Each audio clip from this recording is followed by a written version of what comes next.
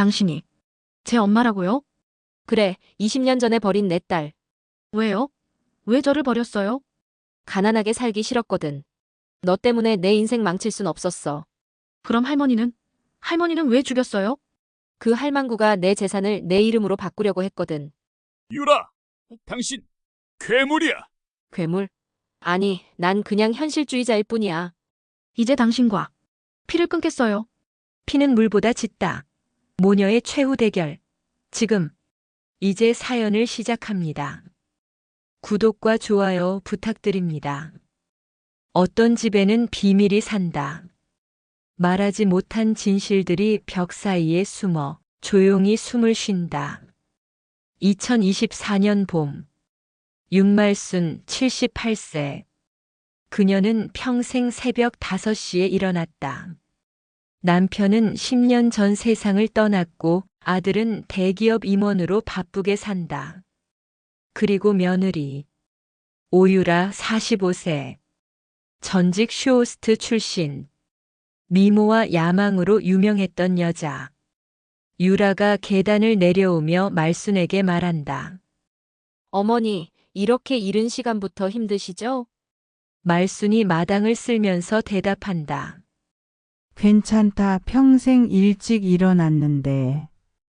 하지만 나이가 있으시잖아요. 요즘 손발도 떨리시고. 빗자루를 꽉 쥐며 말순은 느꼈다. 유라가 자꾸 자신의 늙음을 강조한다는 것을. 마치 죽음을 재촉하듯. 그나저나 도현 오빠는 오늘도 늦게 들어올 것 같아요. 말순은 불안한 표정으로 생각했다. 이 집에서 무언가가 틀어지고 있다. 한편 같은 날 오후 대학교 기숙사. 노트북 앞에 장서하 20세. 말순의 손녀이자 이 가족의 유일한 희망이다. 하지만 서아는 알지 못했다. 자신이 이 가족의 가장 큰 비밀이라는 것을. 서아가 오래된 일기장을 꺼내보며 읽고 있다. 2015년 3월 12일 서아가 11살이던 일기장에는 다음과 같이 적혀 있다. 오늘 유라 이모가 왔다. 이모는 항상 예쁘게 웃는데 그 웃음이 왜 무서운지 모르겠다. 또 서아가 13살이던 2017년 8월 5일에는 다음과 같이 적혀 있다. 유라 이모가 아빠랑 결혼했다. 할머니는 결혼식에 안 오셨다. 할머니가 혼잣말로 큰일 났다고 하셨다. 그리고 서아가 16살이던 2020년 6월 18일에는 이렇게 적혀 있다. 엄마가 할머니한테 말했다. 이 집은 언젠가 제 거예요. 그날 밤 할머니는 혼자 울고 계셨다. 서아가 일기장을 덮으며 혼잣말을 한다. 가족. 그 단어가 점점 낯설어지고 있었다. 말순은 요즘 무언가 이상하다는 걸 느끼기 시작해서 동네 약국을 갔다. 약사 김 선생이 말순에게 말한다. 말순 씨, 요즘 약을 너무 자주 타가시네요. 말순이 대답한다. 며느리가 챙겨준다고 하더라고. 약사 김 선생이 처방전을 자세히 보며 말한다. 이거 수면제 성분이 꽤 들어있는데요. 이걸 매일 드시면 뭐가 문제라도? 약사가 심각한 표정으로 말한다. 졸림, 기억력 저하, 판단력 흐림. 말순 씨, 혹시 요즘 깜빡하는 일 많으세요? 말순이 은행 비밀번호를 기억 못하던 것을 회상하며 깨달았다. 지난주 은행 비밀번호를 잊어버렸던 것. 그제께 아침을 먹었는지 기억나지 않았던 것. 이 모든 것이 약 때문이었다. 말순이 떨리는 손으로 생각했다. 유라가 자기에게 뭔가를 먹이고 있었다. 그날 밤 말순은 남편의 서재로 향했다. 10년 전 남편이 남긴 금고가 있다. 남편이 살아 생전에 말순에게 말하기를 이건 절대 유라한테 보여주면 안 되며 서하가 25살 되면 그때 주라고 했다. 말순이 금고를 연다. 금고 안에는 문서 몇 장 USB 그리고 편지 한 통이 보인다. 그 편지는 유언장이었고 유언장에는 다음과 같은 글이 적혀 있었다. 본인 장태수는 다음과 같이 유언한다. 서울시 성북구 소재 주택 25억, 농협은행 예금 18억, 주식 및 채권 12억 등 총 55억. 그리고 중요한 한 줄. 상속인은 가장 헌신한 가족에게 라고 적혀 있었다. 또 다른 편지에는 말순에게 전하기를 여보 유라를 조심해. 그 여자는 처음부터 이 집과 내 재산을 노렸어. 말순이 놀라 편지가 손에서 떨고 있다. 유라가 침실에서 태블릿 화면을 보고 있다. 태블릿 속 CCTV 화면에는 서재에 있는 말순의 모습이 보인다. 그녀는 1년 전부터 이 집 곳곳에 소형 카메라와 도청기를 설치했다. 그래서 유라는 모든 것을 알고 있었다. 유라가 냉소적인 미소를 띠며 혼잣말을 한다. 노인네, 끝까지 방해하네. 유라가 어딘가로 전화를 건다. 접니다. 계획대로 하세요. 내일 저녁 은행에 가실 겁니다.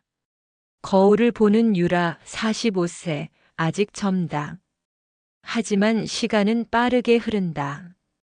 유라의 서랍 속에는 위조 상속 서류가 있고 상속인란에는 이미 오유라라는 이름이 타이핑되어 있었다. 유라가 혼잣말을 한다. 미안해요, 어머니. 하지만 이건 제가 더 절실해요. 주말에 서하는 집으로 돌아왔다. 그리고 이상한 기운을 느꼈다. 거실에는 말순이 흐릿한 눈빛으로 앉아 있어. 서하가 말순에게 말한다. 할머니, 괜찮으세요? 서하야, 너 언제 왔니? 방금요, 할머니, 괜찮으세요? 그런데 내가 아침 먹었었나? 서하가 충격받은 표정으로 생각한다. 할머니는 평생 기억력이 좋은 분이었다. 그런데 지금 서하가 부엌으로 가니 부엌에는 약병들이 줄지어 있었다. 약병에는 수면제라고 적혀 있고 주의사항으로 장기 복용 시 의존성 및 기억장애 발생 가능 이라고 적혀 있다. 서하가 혼잣말로 이게 비타민. 그때 뒤에서 유라의 목소리가 들린다. 서하야, 집에 왔구나. 서하가 약병을 들어보이며 말한다. 새엄마, 이게 뭐예요? 유라의 표정이 순간 굳었다가 부드러워지며 말한다. 아, 그거. 할머니가 요즘 잠을 잘 못 주무셔서. 수면제를 매일 드시게 하면 어떡해요? 할머니 기억력이 이상해지고 계세요. 유라가 한 걸음 다가오며 차갑게 말한다. 서하야, 넌 아직 어려서 모르는 거야. 하지만 할머니는 제 할머니기도 해요. 서하의 말에 유라가 날카롭게 말한다. 그래, 맞아. 하지만 나는 이 집의 안주인이고 넌 그냥 손녀지. 긴장감 있는 침묵이 흐르고 공기가 무거웠다.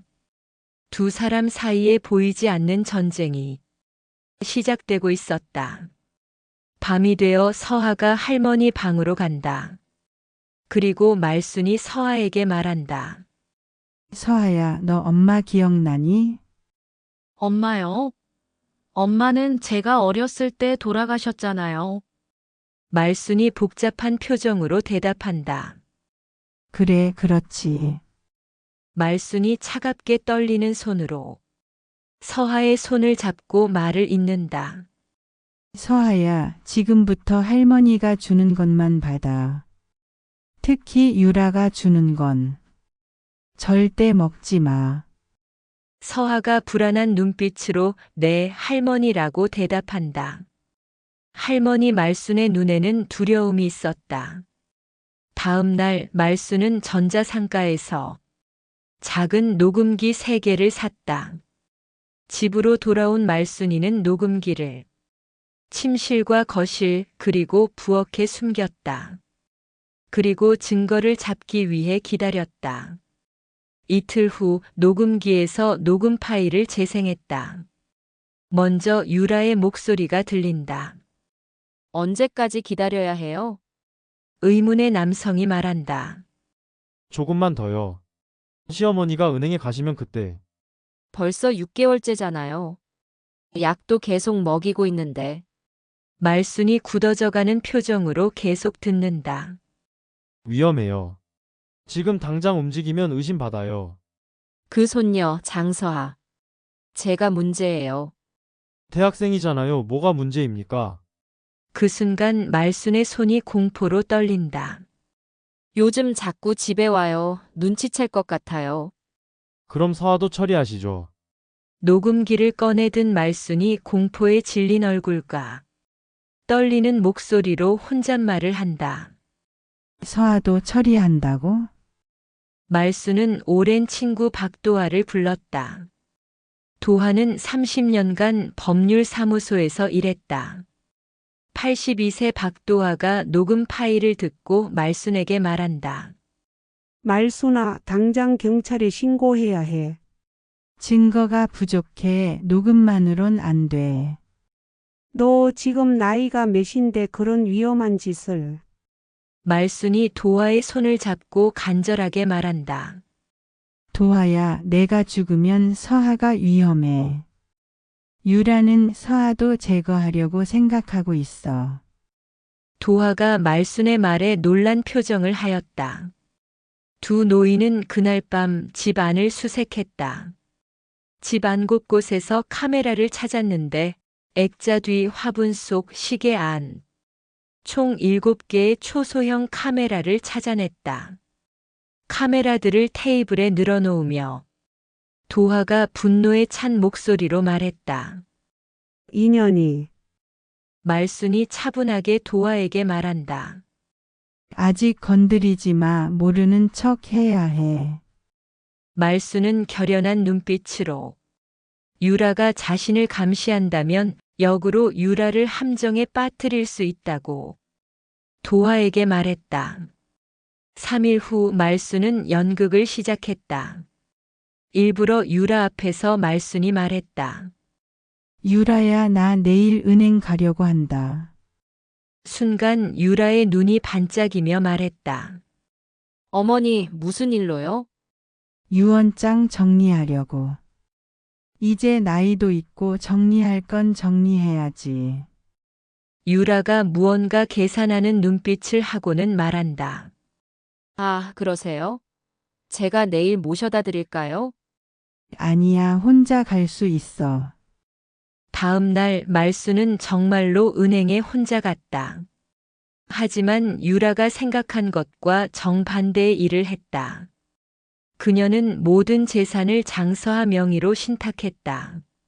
서하가 25세가 될 때까지 개봉하지 못하는 조건으로 은행 직원과 서류를 작성했다. 어떤 남자가 검은색 차 안에서 말순을 감시하며 유라에게 전화를 한다. 부인 시어머니가 은행에서 나왔어요. 유라가 남자에게 물어본다. 뭐랬어? 서류 작성하시는 것 같았어요. 사진 보내드릴게요. 남자가 유라에게 보내준 핸드폰 사진 속에는 수익자 장서하라는 글자가 보인다. 유라가 분노하며 말하기를. 이 할망구가 감히. 유라가 결연한 표정으로 그 남자에게 차갑게 전화를 건다. 계획 당깁니다. 오늘 밤으로. 그날 밤 모든 것이 시작됐다. 말순이 방 안에서 잠들기 전에 서하에게 다음과 같이 문자를 보낸다. 서하야, 할머니에게 무슨 일이 생기면 책상 서랍 왼쪽 밑을 봐. 비밀번호는 내 생일이야. 사랑한다. 문자를 보내고 말순이 유라가 준 차를 마신다. 그리고 그녀는 잠에 빠져들었다. 돌아올 수 없는 깊은 잠으로 방문이 열리며 유라의 실루엣이 보인다. 유라가 속삭이듯이 혼잣말을 한다. 어머니, 미안해요. 하지만 어차피 오래 못 사실 거였잖아요. 그날 밤 윤말수는 78년의 삶을 마감했다. 자연사로. 하지만 진실은 죽지 않는다. 그녀가 남긴 증거들이 곧 깨어날 것이다. 3일 후 서울 시립 장례식장. 윤말순의 장례식 영정 사진이 보인다. 검은 상복을 입은 서하가 텅 빈 눈빛으로 할머니 영정 사진을 바라보고 있다.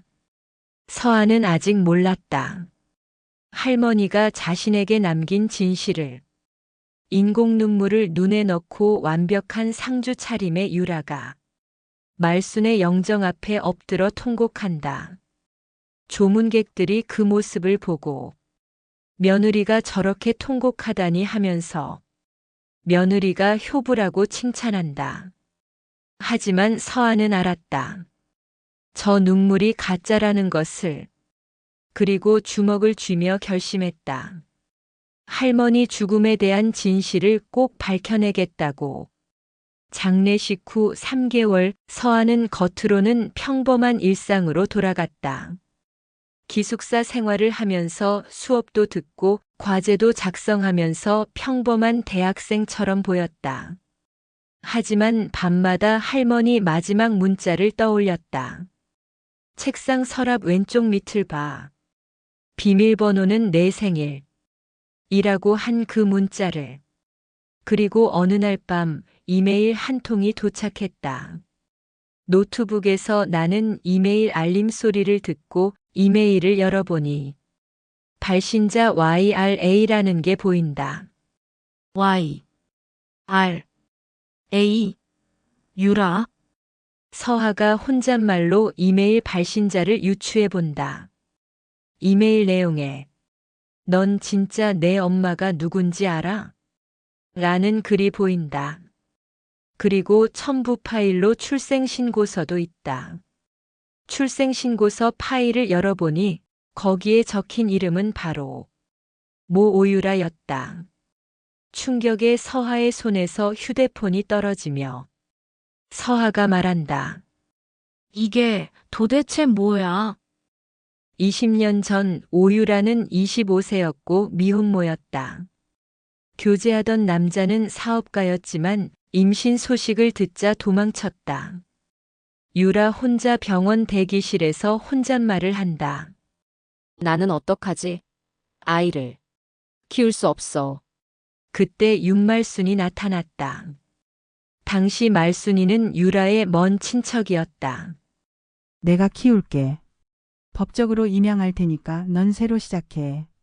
라며 말순이 먼저 손 내밀었다. 유라는 울면서 동의했다. 아니, 선택의 여지가 없었다. 2005년 3월 4일 갓 태어난 아기 장서하는 그렇게 윤말순의 손녀가 됐다. 진실은 묻혔다. 그리고 5년 후 유라는 말순의 아들 장도현을 만났다. 도현은 자신의 아내가 조카의 생모라는 것을 몰랐다. 서하는 충격받은 얼굴과 떨리는 목소리로 그럼 나는 유라의 딸이란 말이야? 라며 혼잣말을 했다. 서하가 긴장된 걸음으로 집으로 향한다. 서하는 더 이상 참을 수 없었다. 할머니의 방으로 향했다. 할머니 방 책상 서랍 왼쪽 밑 비밀번호 0304. 서랍이 열리고 작은 금고 안에는 USB, 녹음기, 편지, 출생증명서 등이 있었다.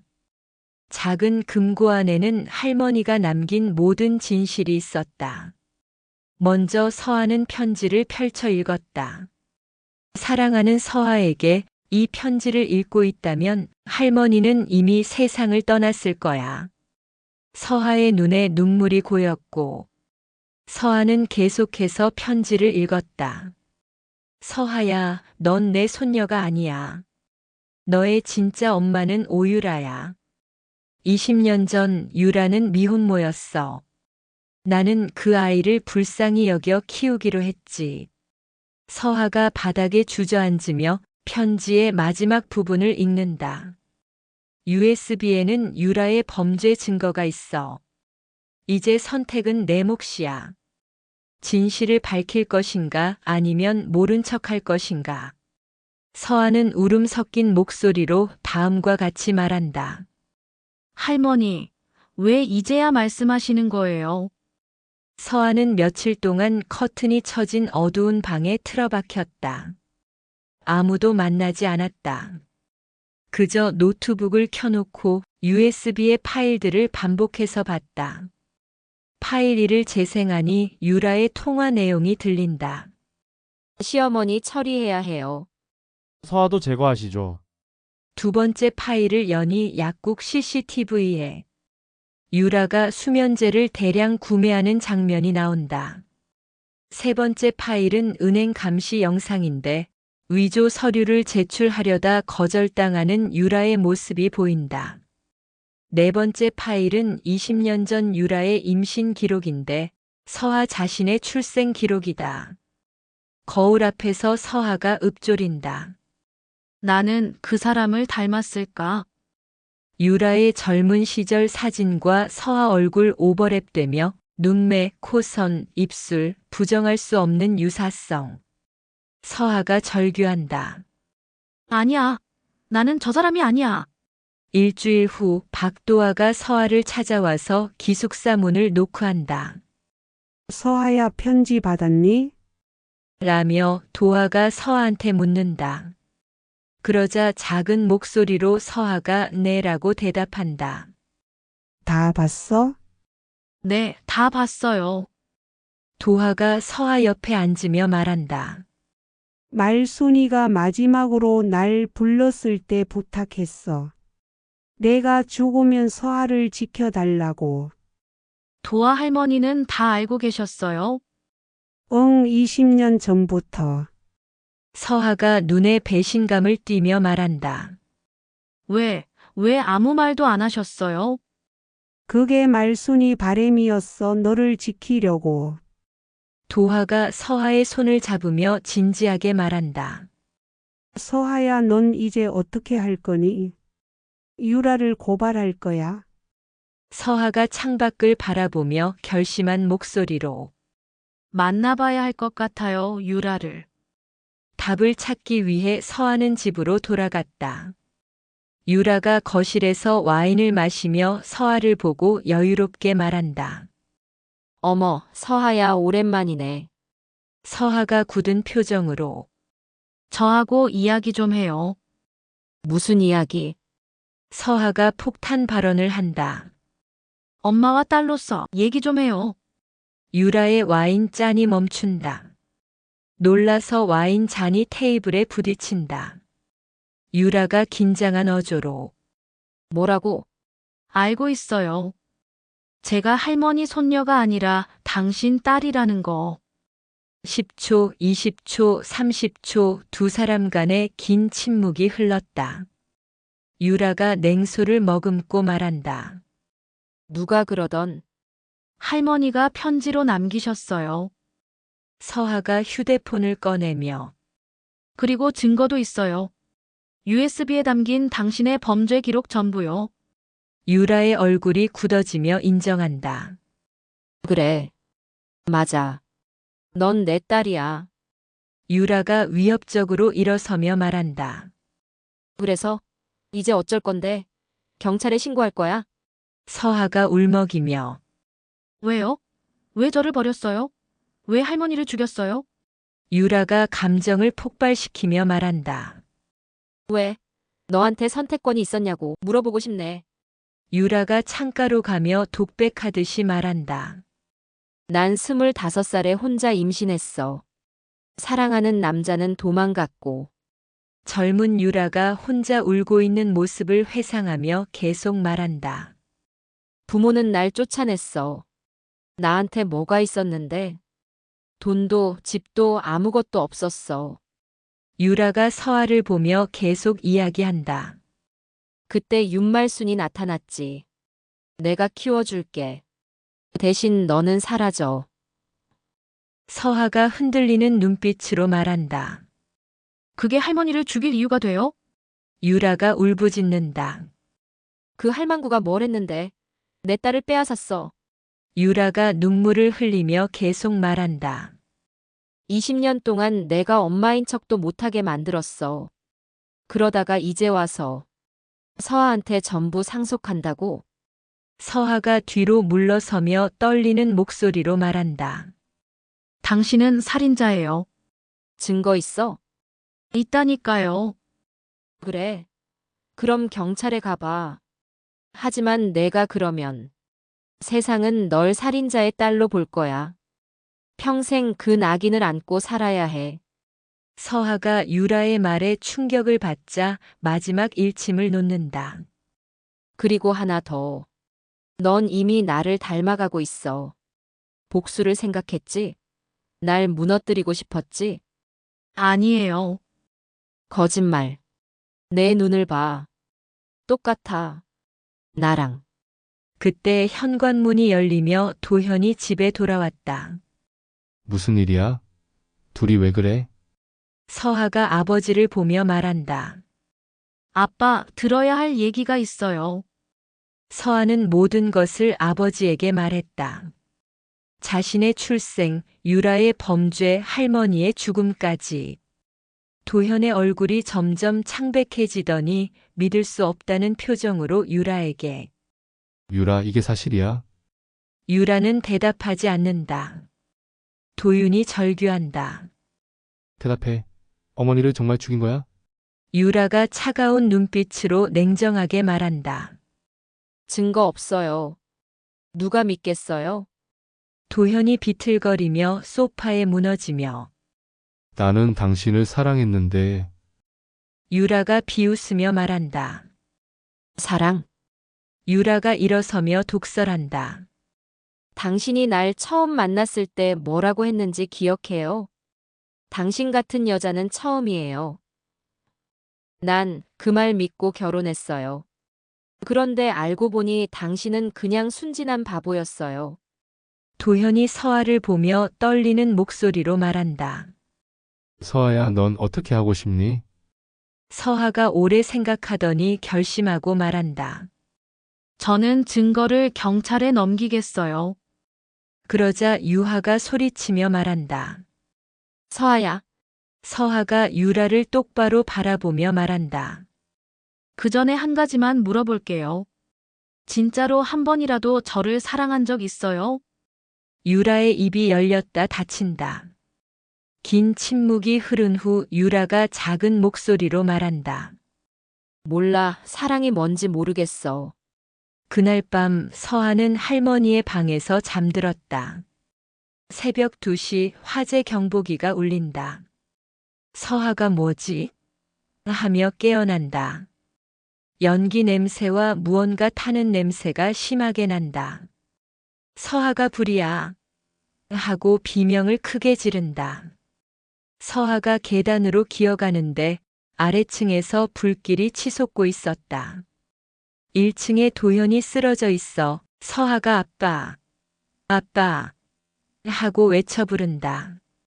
서하는 있는 힘을 다해 필사적으로 아버지를 끌어냈다. 소방차 사이렌 소리가 요란하게 울리고 밖에서 이웃들의 비명 소리가 들린다. 도현이 깨어나며 외친다. 유라는 어디 있어?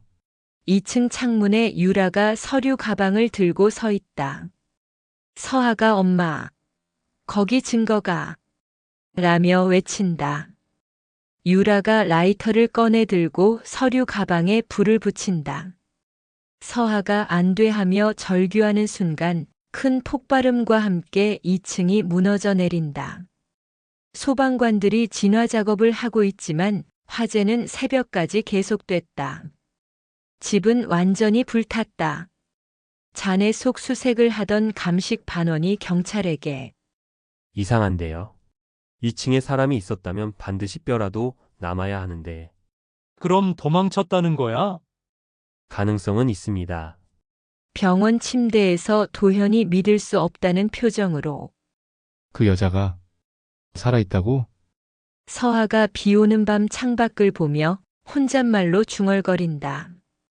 엄마는 도대체 어디 있는 걸까?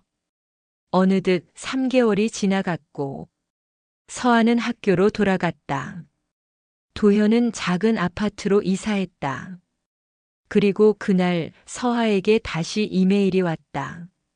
서하의 노트북에 이메일 알람이 울려서 이메일을 열어보니 피는 물보다 짙다는 제목으로 발신자는 YRA였다.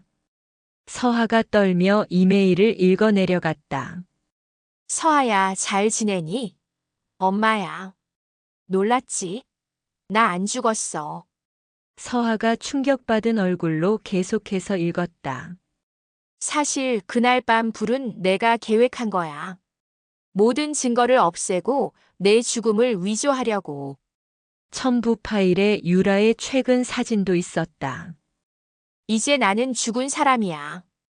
법적으로 추적도 안 돼. 완벽하지 않니?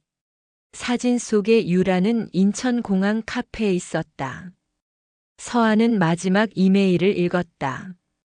우리 언젠가 다시 만나자. 그때까지 조심해. 너의 엄마로부터. 서하가 노트북을 닫으며 혼자 떨리는 목소리로 이게 끝이 아니구나. 어두운 서울 창밖에는 비가 내리고 있었다. 유라는 사라졌다. 하지만 그녀의 그림자는 여전히 서하를 따라다녔다. 그리고 서하는 두려워했다. 나는 정말 그 여자와 다를까? 하고. 화재로부터 6개월이 지난 2025년 어느 봄날, 서하는 대학교 3학년이 되었다. 서하는 수업도 듣고 친구들과 밥도 먹는 겉으로는 평범한 학생이었다. 하지만 밤마다 그녀는 기숙사에서 노트북을 펴고 유라의 이메일을 다시 읽었다. 서하의 이메일 화면에는 우리 언젠가 다시 만나자. 라는 유라가 쓴 이메일 문자가 보인다. 서하가 유라의 문자를 보며 혼자 중얼거린다. 엄마, 지금 어디 있는 거야? 한편 경찰은 수사를 진행했지만 유라의 행적을 찾지 못했다. 서하가 경찰서에서 담당 형사와 대화를 하는데 형사가 말하길 솔직히 말하면 어렵습니다. 이미 해외로 나갔다면. 서하가 좌절하며 말한다.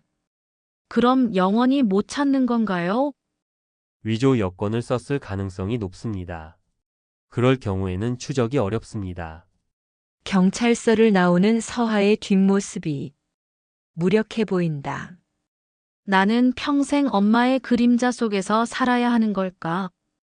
전 대기업 임원 장도현이 의심 가득한 눈빛으로 작은 사무실에서 서류를 검토하고 있다.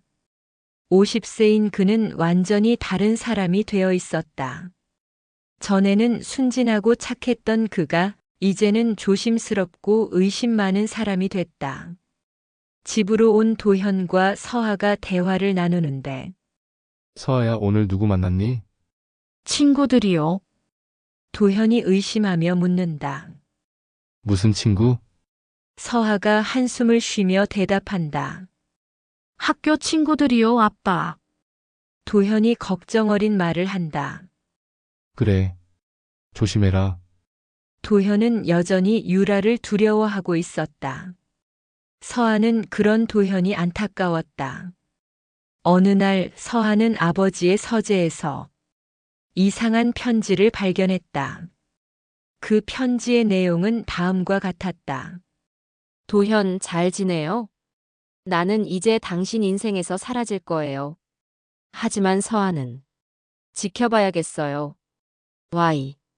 서하가 편지를 몰래 사진 찍으며 독백한다. 아빠도 연락을 받고 있었어. 그 학기 서하의 학과에 새로운 교수가 부임했다. 강의실 강단에 우아한 여성이 서서 말한다. 안녕하세요, 여러분. 저는 한지민입니다. 앞으로 범죄 심리학을 가르치게 됐어요. 한지민 38세 심리학과 신임 교수로 부임했다.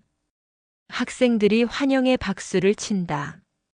그녀는 서울대 심리학 박사이며 전직 프로파일러다. 그녀는 학생들 사이에서 순식간에 인기를 얻었다. 수업 중에 한 교수가 서아를 본다. 그리고 수업 후 한 교수가 서아를 부른다. 장서하 학생, 잠깐 이야기 좀 할까요? 교수 연구실에서 한지민 교수가 말을 잇는다. 혹시 개인적으로 힘든 일 있어요? 수업 시간에 집중을 잘 못하는 것 같아서. 서아가 놀라며 대답한다. 아, 죄송해요. 한 교수가 부드럽게 말한다. 가족 문제인가요? 서아가 충격받은 표정으로 말한다. 아니, 어떻게. 한 교수가 미소를 지으며 서아에게 저는 심리학자예요. 사람 표정만 봐도 대충 알죠. 서아가 교수 연구실을 나가려는 순간 한 교수가 폭탄 발언을 한다. 참, 서하 씨. 혹시 오유라라는 이름 들어본 적 있나요? 서아가 나가려던 발을 멈추고 떨리는 목소리로 어떻게 그 이름을 아세요? 한지민이 의미심장한 미소를 짓는다. 서아는 도서관으로 와서 노트북으로 한지민 교수를 검색했다. 검색 결과는 서울대 심리학 박사, 전직 프로파일러, FBI 연수 등이 나오고 사이코패스 여성의 모성애 연구라는 제목의 논문도 보인다. 검색 후 서아가 혼잣말로 화려한 경력. 그런데 왜 갑자기 우리 학교에? 그리고 서아는 논문 목록을 스크롤하며 한 교수의 논문 주제들을 봤다. 사이코패스 여성의 모성애, 기억 조작과 정체성 혼란, 유전적 범죄 성향의 발현. 서아가 불안한 표정으로 독백한다. 전부. 유라와 관련된 주제들이야. 서아는 한 교수의 연구실 문 앞에서 멈췄다. 문틈으로 전화 통화하는 한 교수가 보인다. 서아가 한 교수의 통화 내용을 엿듣는다. 네, 대상자를 만났습니다. 아직 확신은 없지만, 네, 계속 관찰하겠습니다. 혹시 접촉이 오면 바로 보고할게요. 서아가 놀라서 뒤로 물러서면서 혼잣말로 나를 관찰하고 있어? 서아는 유일하게 믿을 수 있는 사람인 박도아를 찾아갔다. 박도아의 집에서 차를 마시며 두 사람이 대화를 나눈다. 할머니, 혹시 한지민이라는 사람 아세요? 도아가 생각하며 말하길 한지민? 누군데 그래? 서아가 설명한다. 우리 학교 새로 온 교수님이요. 그런데 뭔가 이상해요. 유라에 대해 알고 있는 것 같고. 도아가 굳어진 얼굴로 말한다. 서하야, 그 사람 조심해야 돼. 서아가 놀라며 왜요? 하며 묻는다. 도아가 오래된 수첩을 꺼내보면서 말한다. 한지민. 그 이름 어디서 들어봤어? 말순이가 남긴 메모해. 도아의 수첩에 말순의 필체로 한지민 유라의 대학 동기 확인 필요 라고 적은 메모가 보인다. 서아가 충격받은 어조로 말을 한다. 유라이. 친구? 아마도. 하지만 확실하지 않아서. 말순이가 확인하려던 참이었어. 서아가 혼란스러운 표정으로 그럼 한 교수님이 유라 편일 수도. 도아가 심각하게 대답한다. 가능성은 있지. 서하야, 당분간 그 사람 가까이 가지 마. 하지만 이미 늦었다. 다음 날 서아의 휴대폰에 문자 알림이 와서 서아가 문자를 본다. 서하 씨, 오늘 저녁 시간 있어요? 중요한 이야기가 있어서요. 한지민. 서아는 고민했다. 가야 할까 말아야 할까? 진실을 알아야 해. 하면서 그녀는 결정했다. 저녁 7시 교수 연구실 문을 열고 들어간다. 한지민이 미소 지으며 말한다. 왔네요. 앉아요. 한지민이 서하와 마주 앉으며 직설적으로 말한다. 서하 씨, 솔직하게 물어볼게요. 오유라가 당신 엄마죠? 순간 서하의 숨이 멎는다. 서하가 떨리는 목소리로 그걸 어떻게 아세요? 나는 유라의 대학 동기예요. 20년 전 그 애가 임신했을 때 옆에 있었죠. 서하가 그녀의 말에 충격을 받으며 말한다. 그럼 교수님은 한지민이 손사래를 치며 말한다. 유라 편이냐고? 아니요. 한지민이 파일을 꺼내며 오히려 반대예요. 나는 유라를 막으려고 여기 온 거예요. 서하가 혼란스러운 목소리로 무슨 말씀이신지. 한지민이 진지하게 말을 한다. 유라는 지금 한국에 없어요. 하지만 곧 돌아올 거예요. 어떻게 아세요? 한지민이 서하에게 휴대폰을 보여준다. 지민아, 오랜만이야. 내 딸 좀 지켜봐줘. 내가 돌아갈 때까지. 유라. 문자를 보고 서하가 경악을 한다. 한지민이 의자에 기대며 이야기를 시작한다. 20년 전 유라와 나는 대학 동기였어요. 한지민이 젊은 날의 유라와 자신을 회상하며 말을 잇는다. 그 애는 똑똑하고 야심찼죠. 그런데 어느 날 한 남자를 만났어요. 부유한 사업가의 아들. 이름은 강민우. 서하가 놀라며 말한다. 강민우. 그럼 제 진짜 아버지가. 한지민이 고개를 끄덕이며 말한다. 강민우예요. 하지만 그는 유라가 임신하자 도망쳤어요. 그리고 내 동생 한지우가 그 남자를 사랑하고 있었어요. 한지우 당시 24세. 그녀는 강민우와 약혼까지 했던 사이였다. 한지민이 감정적으로 계속 말을 한다. 지우는 강민우와 약혼했었죠. 그런데 유라가 나타나 모든 걸 망쳐놨어요. 서하가 죄책감 어린 표정을 한다. 한지민이 떨리는 목소리로 지우는 견디지 못하고 자살했어요.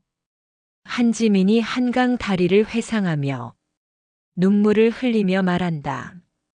유라가 임신했다는 소식을 듣고 강민우가 자기를 버렸다는 걸 알고 서하가 입을 막으며 떨리는 목소리로 서하가 입을 막으며 떨리는 목소리로 그래서 교수님은 유라를. 한지민이 서하를 보며 부드럽게 말한다. 그 애가 낳은 아이, 그러니까 당신은 죄가 없잖아요. 서하가 눈물을 흘린다. 한지민이 진심으로 말을 계속한다. 나는 당신을 지키고 싶어요, 서하. 유라로부터. 그날 밤 서하는 기숙사로 돌아왔다. 서하의 기숙사 방문이 열려 있고 침대 위에 낯선 상자가 놓여 있었다. 상자를 열어보니 안에는 오래된 사진들이 가득했다. 젊은 유라와 강민우가 함께 웃고 있는 사진.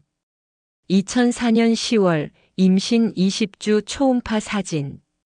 갓 태어난 아기 사진 팔찌에 장서하 이름이 보이고 윤말순이 아기를 안고 있는 사진 뒷면에는 2005년 3월 4일 우리 집에 온 날이라고 써 있다. 그리고 마지막으로 쪽지 한 장이 있는데 거기에 서하야, 내 진짜 아버지를 만나고 싶니? 엄마. 라는 유라가 쓴 글씨가 있다. 서하가 쪽지를 떨어뜨리며 공포에 질린 소리로 엄마가 여기까지 왔어. 일주일 후 서하의 휴대폰 벨이 울리는데 발신자 이름이 없다. 서하가 조심스럽게 휴대폰을 받는다. 여보세요? 장수하시죠? 처음 듣는 남자 목소리다.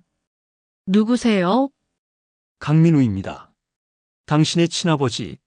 서하가 휴대폰을 떨어뜨릴 뻔하며 충격을 받은 목소리로 어떻게 제 번호를?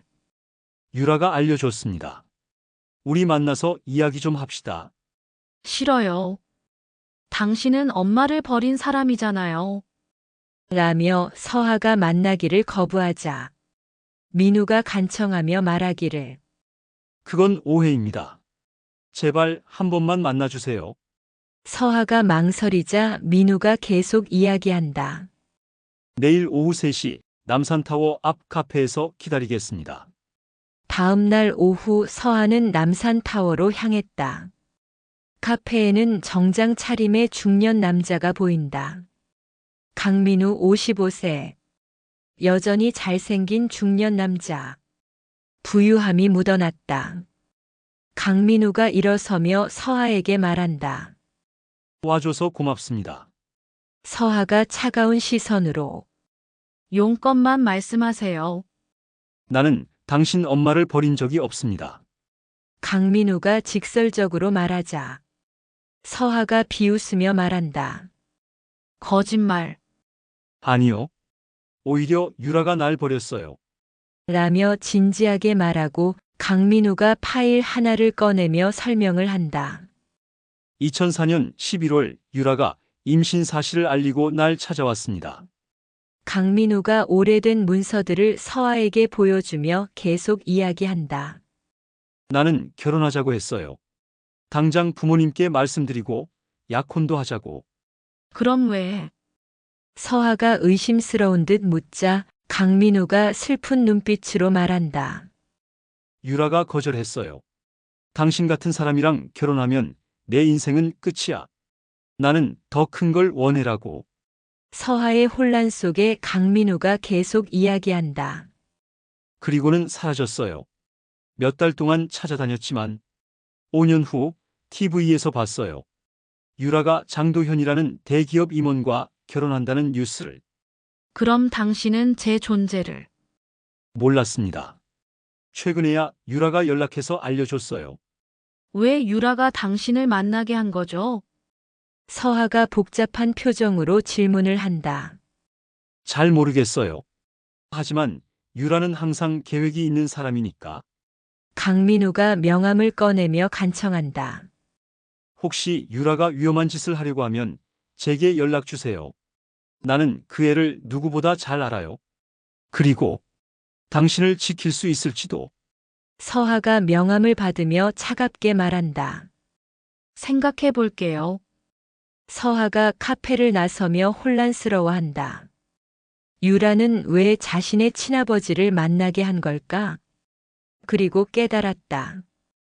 유라가 무언가 큰 계획을 세우고 있다는 것을.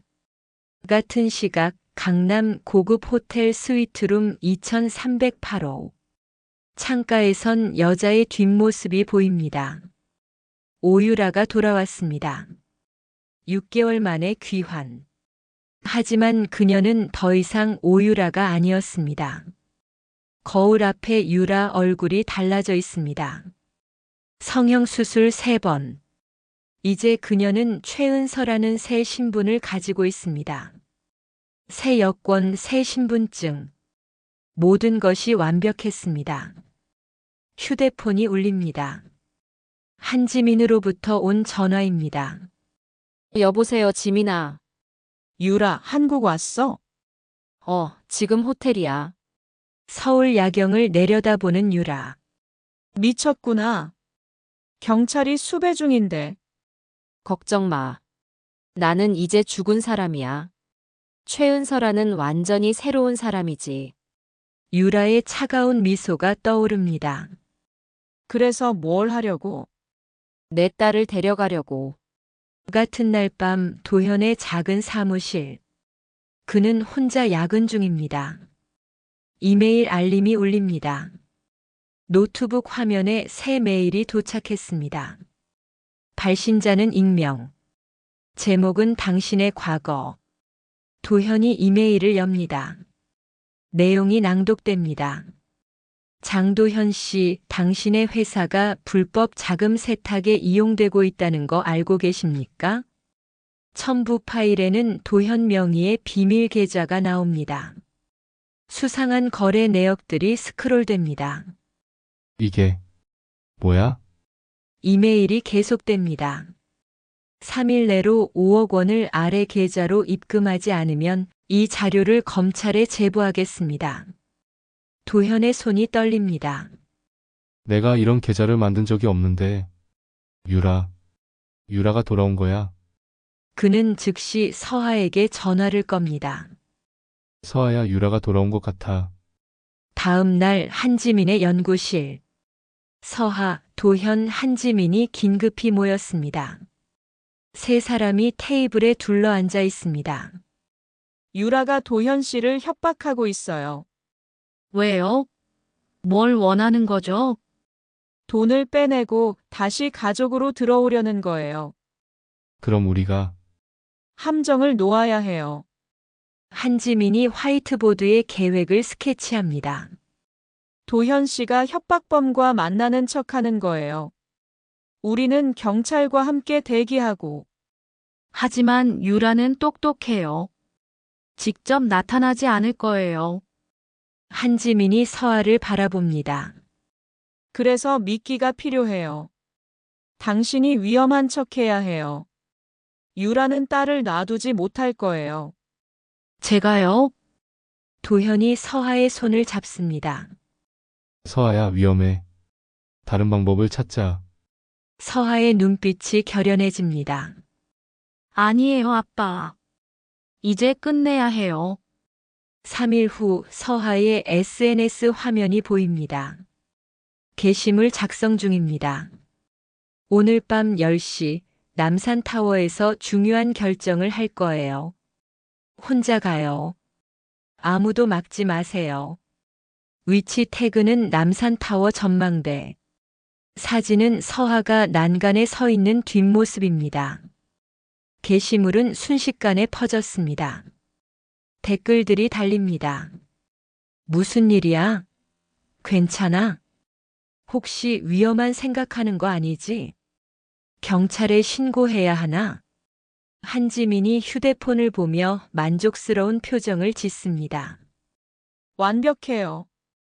유라가 이걸 보면 반드시 올 거예요. 정말 올까요? 올 거예요. 유라는 서하를 자기 소유물이라고 생각하니까. 호텔 스위트룸에서 유라가 그 게시물을 봅니다. 서하야. 엄마를 함정에 빠뜨리려고. 좋아. 가줄게. 하지만 내 방식으로.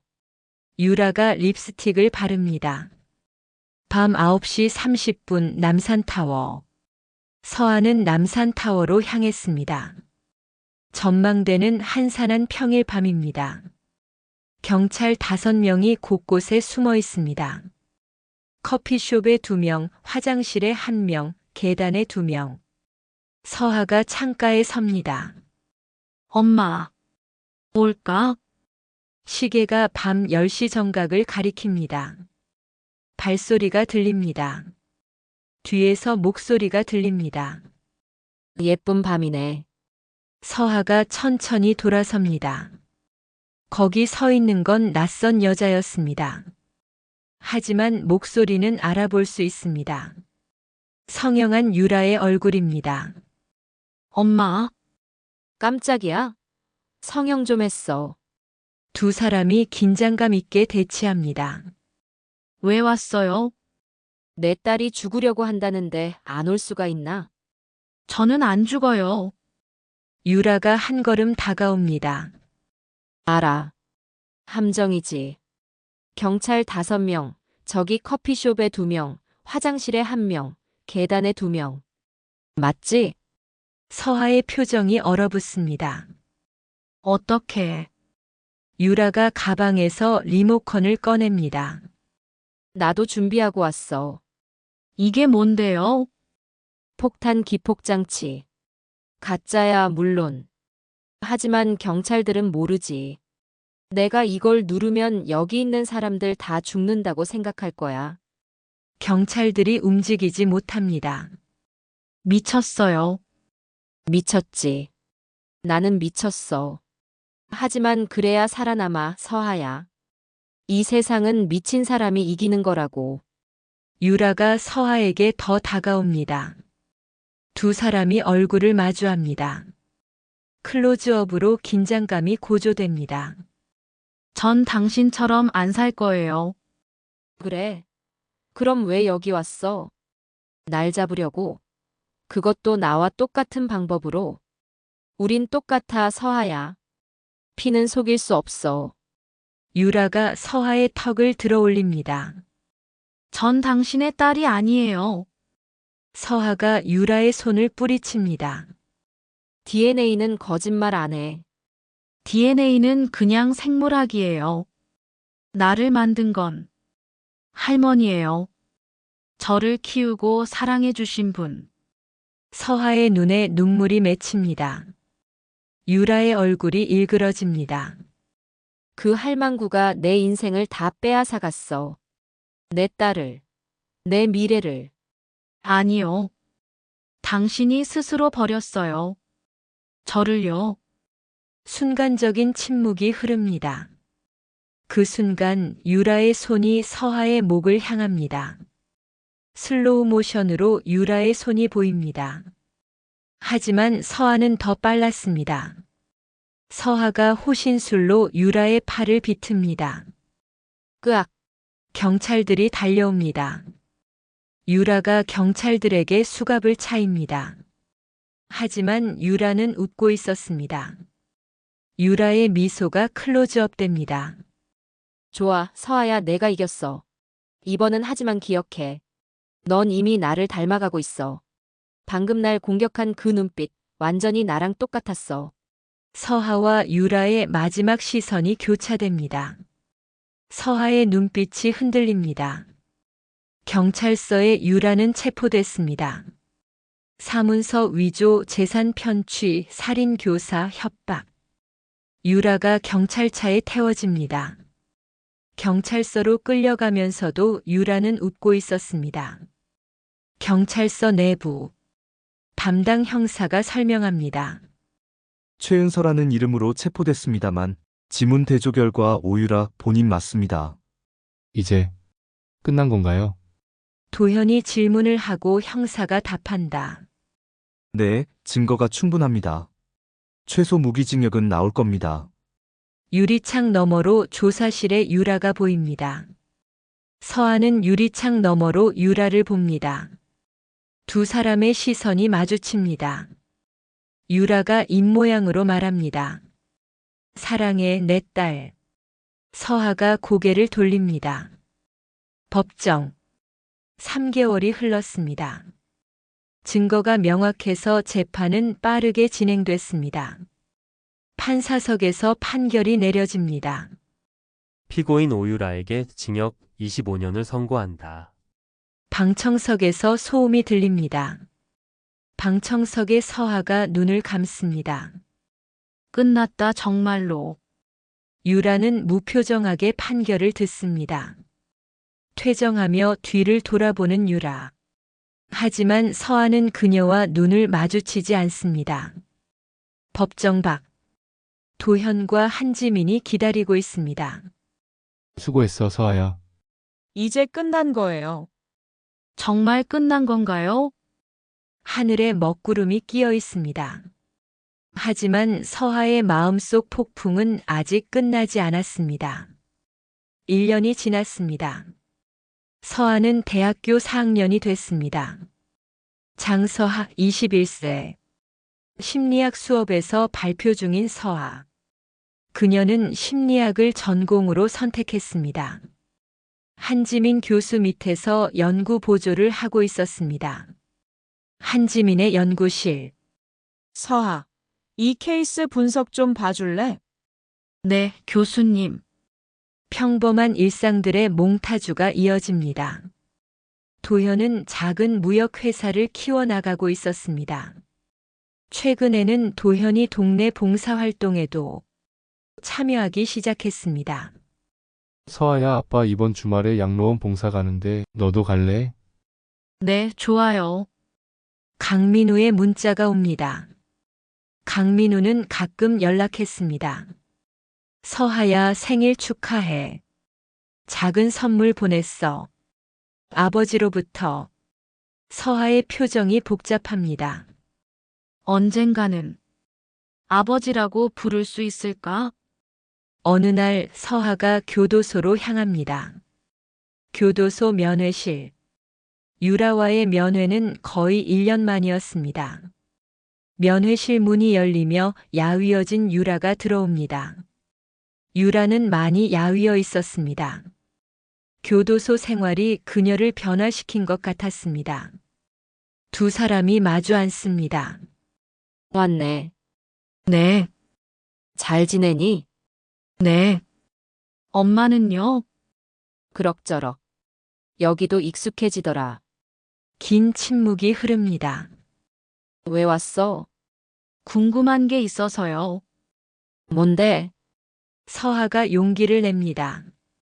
진짜로 한 번도 저를 사랑한 적 없었어요? 유라가 오래 생각합니다. 창밖을 보는 유라. 오랜 시간이 흘렀습니다. 유라의 눈에 뭔가 번뜩입니다. 모르겠어. 사랑이 뭔지 잘 몰라서. 하지만 내가 태어났을 때 처음으로 뭔가를 느꼈어. 그게 뭔데요? 두려움? 아니면 책임감? 나는 너를 지킬 수 없다는 걸 알았어. 그래서 할머니한테 맡긴 거야. 유라의 눈에 눈물이 맺힙니다. 서하도 눈물이 납니다. 그게 내가 할 수 있는 최선이었어. 그게 사랑이라고 생각하세요? 모르겠어. 하지만 후회는 안 해. 내가 할머니 밑에서 자란 건 잘된 일이야. 만약 내가 키웠다면 유라가 쓰게 웃습니다. 너도 나처럼 됐을 거야. 서하가 눈물을 닦습니다. 엄마, 전 당신을 용서할 수 없어요. 알아. 하지만 당신이 불행했다는 건 이해해요. 유라의 눈에서 눈물이 떨어집니다. 고마워, 서하야. 그리고 미안해.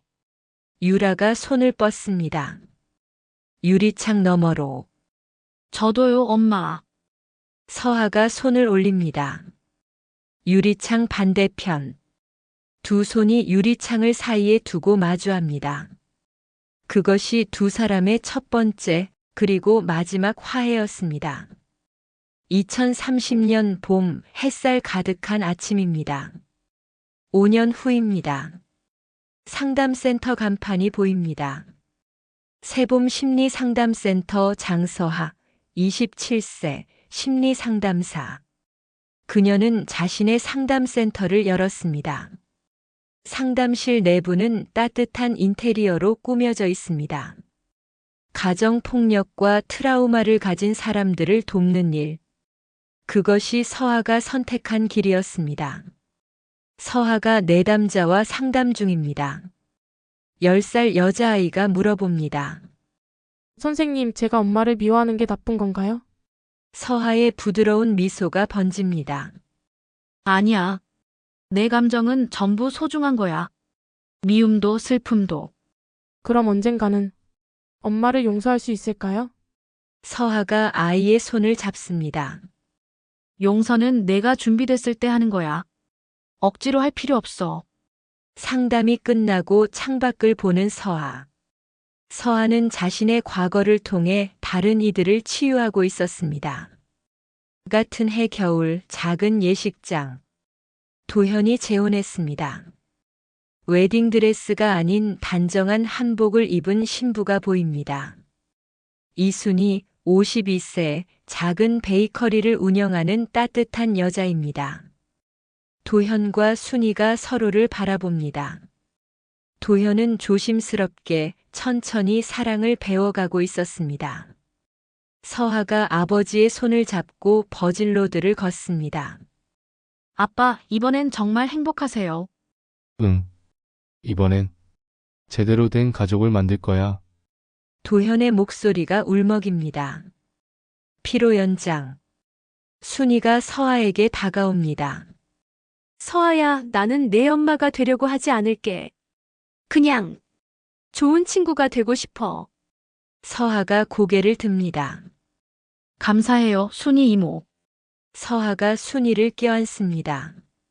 세 사람의 행복한 사진이 찍힙니다. 새로운 가족. 피가 아닌 사랑으로 만들어진 가족입니다. 그해 봄, 카페. 강민우가 서아를 찾아왔습니다. 마주 앉은 두 사람. 서아야, 이야기 좀 할 수 있을까? 네, 아버지. 강민우의 표정이 놀라움으로 변합니다. 서아가 처음으로 그를 아버지라고 불렀습니다. 내가 곧 미국으로 이민 가려고 해. 왜요? 강민우가 창밖을 봅니다. 유라가 죽고 나서 계속 생각했어. 나는 여기서 뭘 하고 있나? 너한테 아버지 노릇도 못하고 그저 과거에 매달려 있는 건 아닌가? 서아는 침묵합니다. 강민우가 서아를 봅니다. 너는 이미 훌륭하게 자랐어. 내 도움 없이도. 그래서 나는 이제 내 인생을 살려고. 서아의 눈에 눈물이 맺힙니다. 잘 생각하신 것 같아요. 미안해, 서아야. 아버지로서 아무것도 해주지 못해서. 서아가 고개를 젓습니다. 아니에요. 아버지는 할 수 있는 걸 하셨어요. 미국에서 행복하세요, 아버지. 서아가 미소 짓습니다. 고맙다, 딸. 강민우의 눈에 눈물이 맺힙니다. 서아가 30살이 되던 해 대학교에서 한지민 교수가 은퇴했습니다. 한지민의 마지막 강의. 여러분, 기억하세요. 상처는 대물림 되지만 사랑도 대물림 됩니다. 학생들의 박수가 울립니다. 강의 후 한지민이 서아에게 편지를 건넵니다. 서하야, 이거. 나중에 읽어봐. 집으로 돌아온 서아가 편지를 펼칩니다. 한지민의 필체로 쓰여진 편지입니다. 내용이 낭독됩니다. 서하에게. 내가 이 편지를 읽을 때쯤이면 나는 이미 학교를 떠났을 거야. 서아의 눈에 눈물이 고입니다. 너를 처음 만났을 때를 기억해. 혼란스럽고 상처받은 아이. 하지만 동시에 강하고 선한 아이. 한지민과 서아의 첫 만남이 떠오릅니다. 나는 처음에 너를 도운 건 복수 때문이었어. 친구 유라와 동생 지우에 대한. 현재로 돌아옵니다. 서아가 울고 있습니다. 하지만 시간이 지나면서 깨달았어. 너는 유라가 아니야. 너는 너 자신이야. 피는 물보다 짙다고들 하지. 하지만 나는 이제 알아. 선택이 피보다 강하다는 걸. 사랑해, 우리 서아. 서아가 편지를 가슴에 안습니다. 교수님, 감사합니다. 서아가 울먹입니다. 그로부터 2년 후, 서아는 교도소에서 연락을 받았습니다. 전화벨이 울립니다. 수감자 오유라의 건강 상태가 악화되었습니다. 폐암 말기입니다. 면회를 원하시면 연락 바랍니다. 서아의 표정이 충격으로 굳습니다. 서아가 전화를 끊고 창밖을 봅니다. 야윈 유라가 병실 침대에 누워 있습니다. 많이 야위어 있었습니다. 오유라 51세, 폐암 말기입니다. 서아가 병실 문을 엽니다. 서아야. 약한 목소리입니다. 서아가 침대 옆에 앉습니다. 엄마. 서아의 목소리가 떨립니다. 왔구나. 고마워. 유라가 기침을 합니다. 서아가 유라의 손을 잡습니다. 차갑고 마른 손입니다. 아파요? 그래. 많이. 벌 받는 것 같아. 유라가 힘없이 웃습니다. 서하의 눈에 눈물이 맺힙니다. 그런 말 하지 마세요. 병실에 저녁 노을이 집니다. 서하는 며칠 동안 유라 곁에 머물렀습니다. 유라의 손을 잡고 있는 서하. 서하야. 나 할 말이 있어. 유라의 목소리가 떨립니다.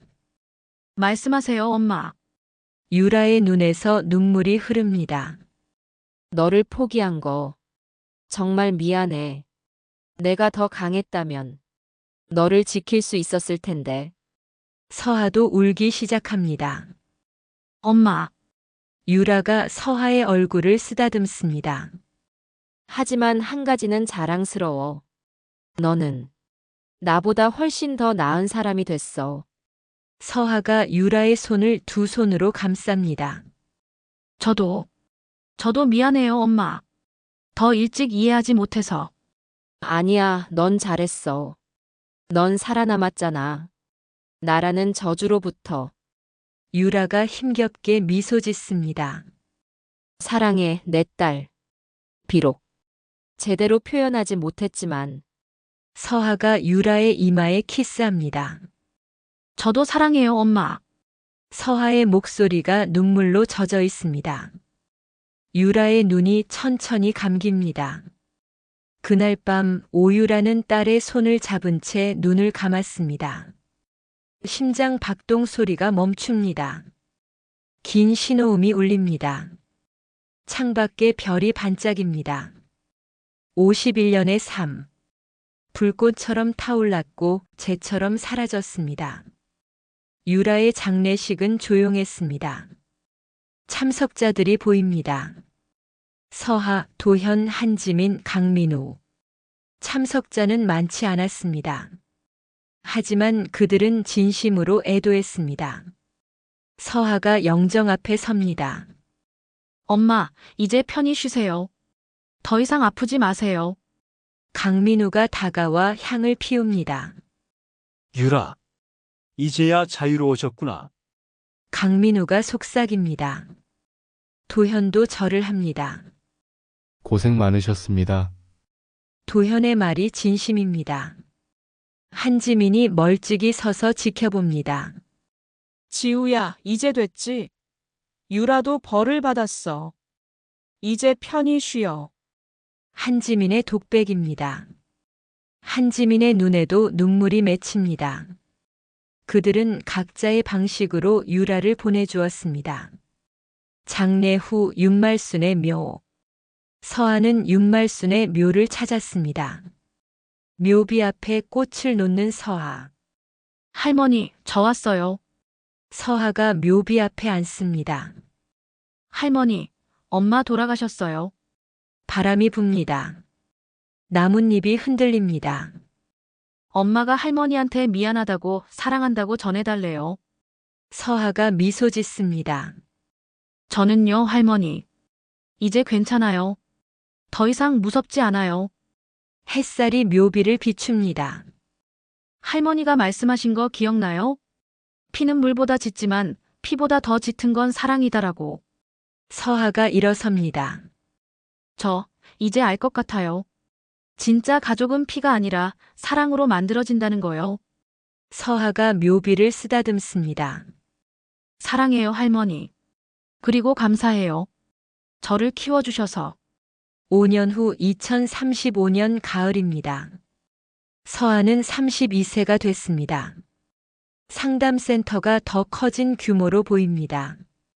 상담센터는 성장했고 서하는 많은 사람들을 돕고 있었습니다. 내담자와 상담 중인 서하. 젊은 여자가 내담자입니다. 선생님, 엄마가 저를 버렸어요. 어렸을 때. 서하가 공감합니다. 저는 엄마를 미워해요. 하지만 동시에 보고 싶기도 해요. 서하가 내담자의 손을 잡습니다. 당신의 모든 감정은 정상이에요. 미움도 그리움도. 선생님은 그런 경험 있으세요? 서하가 잠시 망설이다 고개를 끄덕입니다. 네, 저도 비슷한 경험이 있어요. 극복했다기보다는 받아들였어요. 창밖 가을 풍경이 보입니다. 제 엄마가 완벽하지 않았다는 것, 그리고 그럼에도 불구하고 그 사람도 나름의 고통이 있었다는 것을요. 서아는 1년 전 2034년 봄 결혼했습니다. 신랑은 김태윤이며 34세 사회복지사입니다. 같은 상담센터에서 일하는 사회복지사였습니다. 그리고 서아는 몇 달 후 딸을 낳았습니다. 이름은 김윤서. 윤말순의 윤을 따서 지은 이름입니다. 이것이 세 여성의 이야기입니다. 윤말순, 오유라, 장서아. 그들은 피로 연결됐지만 사랑으로 자유로워졌습니다.